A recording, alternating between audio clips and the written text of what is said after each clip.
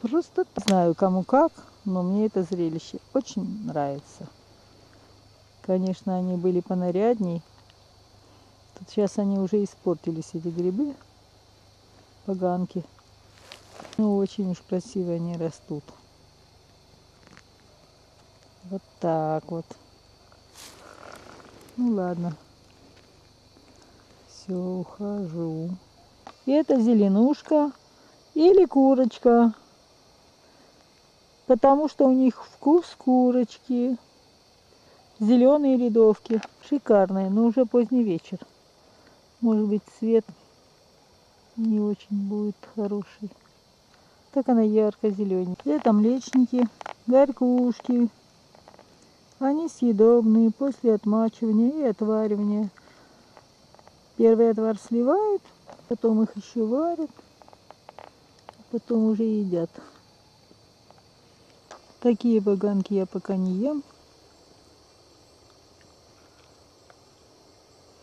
А вот и сам петушок.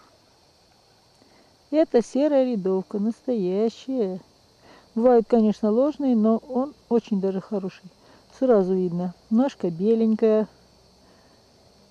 Сейчас посмотрим. Внизу беленький, зеленоватенький.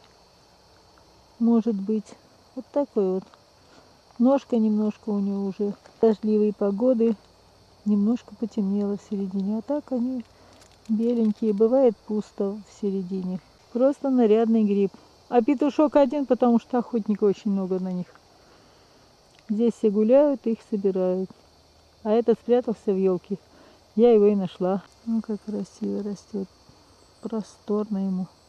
И никого не боится.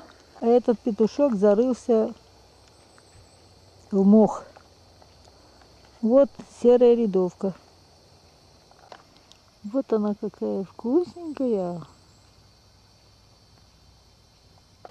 Вот такая осень. Прекрасный лес.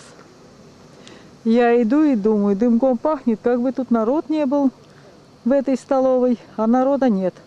Только один костер. Это у нас такие туристы, любители природы. Сегодня суббота, они гуляли. Давай тушить костер будем.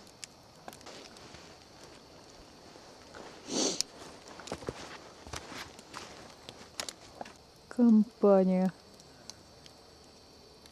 гуляла.